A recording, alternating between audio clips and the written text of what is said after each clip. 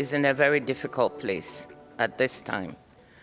We have a situation in which we are grappling with multiple crises. I often refer to it as a polycrisis, simultaneous exogenous shocks hitting the world. We have security shocks, we have climate shocks, we have energy shocks, we have food price shocks, and all of this hitting countries at the same time. So we cannot afford to do business as usual. We should focus on what successes we can get that are very relevant to the issues, the global issues that the world is suffering from now.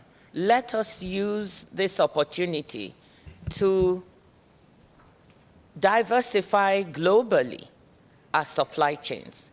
Let's use it as an instrument to bring those who did not benefit from globalization into global value chains. Building a more sustainable, resilient, and inclusive global economy has never been more critical.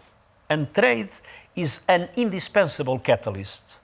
Let us use the power of trade to help expand opportunities while protecting our fragile planet. We need to recognize that trade is, in the end, about exchange. And exchange, at the center of it, there's contracts. And if those contracts aren't rethought, whether it's intellectual property rights that have been abused because patents today are too wide, they're too strong, they're too upstream, how do we actually get new rules of the game that are at the center of the trading relationship with strong common good and access metrics at the center?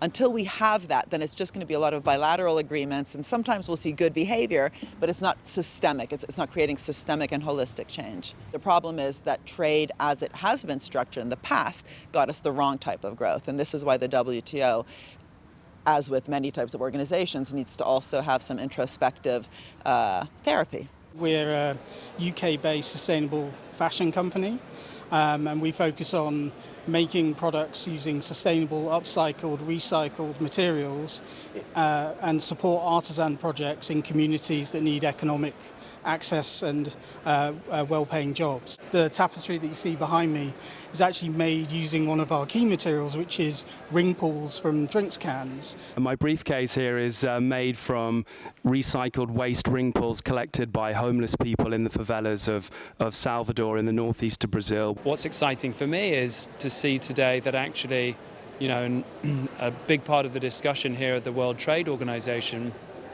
is how business can drive change in new ways, in inclusive ways, in ways that actually reach out to communities and marginalized members of society who would otherwise not have access. I think you need all voices. You need civil society, you need media, you need basically a vibrant democracy. I think that's the way, to make sure that the government is always making the right policies. They have to be challenged all the time, right? And they have to be challenged by people from all walks of life. In order for us to get out of this inertia, we need to think, where is it that we want to go? What is the kind of world that we want to bequeath to the next generation? And we need to make this particular action right now.